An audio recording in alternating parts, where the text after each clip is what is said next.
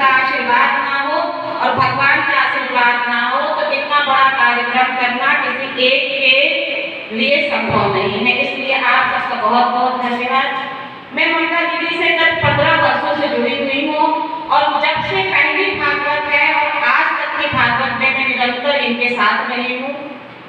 और मैं चाहती हूँ कि ऐसे ही सबको भगवान स्वस्थ बनाए रखें और आने वाले और भी 10 वर्षों में हम सब ऐसे ही सहयोग बनाकर ऐसी राम कथा, ऐसी भागवत की कथा और ऐसे भगवान के जो भी कार्यक्रम है उसमें हम लोग अपनी सहभागिता बनाए रखें। और गुरु जी से भी निवेदन है कि गुरु जी जब जब हमारा कार्यक्रम हो तो गुरु जी का आशीर्वाद भी हम सबको ऐसे ही मिलता रहे, वरना हम लोग इतने सक्षम नहीं हैं कि इतने बड़े संतों का वो बुलाकर हम लोग उनका दर्शन कर सके और उनकी गुरु वाले को ले सके।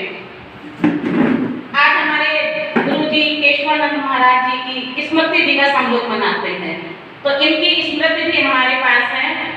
और ये दीदी के ही माध्यम से है, क्योंकि मैंने जितने भी संतों का दर्शन किया अपने जीवन में उस सब में सबको मैंने दीदी के ही साथ किया है, वरना हम लोग गृहस्थ जीवन में रहते हैं, हम लोग को नहीं मालूम है संत के जीवन, संत की गुरुवाणी क्या मालूम है। जब हम लोग मंदिर परिसर में ना आए तो घरों में इन सब चीजों से कोई मतलब नहीं होता है, घरों में गृहस्थी का काम होता है, घरों में संसारिक काम होता है, भगवान के काम में इतनी सहभागिता नहीं होती है जितना हम लोग किसी संत के साथ में आते हैं तो हम लोग को आशीर्वाद मिलता है।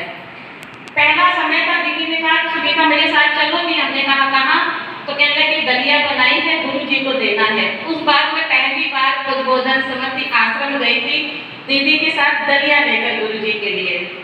तो जब गुरु जी को मैंने देखा तो गुरु जी सुंदर बहुत थे, बहुत मतलब एक तरह से संत को देखा और संत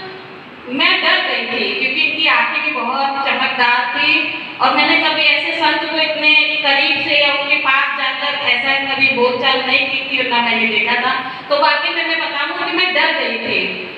मैं बहुत, लेकिन गुरु जी इतने सरल स्वभाव के थे कि जब हमने बात किया तो मुझे मालूम नहीं था कि संत इतने सरल स्वभाव के होते हैं। फिर मिलने लगे, फिर दीदी के घर में हम कई बार मिले, आते थे रुकते थे तो हम मिलने जाते थे, ऐसे कई बार गीता पाठ में मिले गुरु जी से। गुरु जी का स्वभाव बहुत सरल था। फिर जब यहाँ आने लगे तभी मेरी उनसे बातचीत होती थी। फिर आखिरी जो हमारी स्मृति है गुरु जी से गीता पाठ में भागवत कथा हो रही थी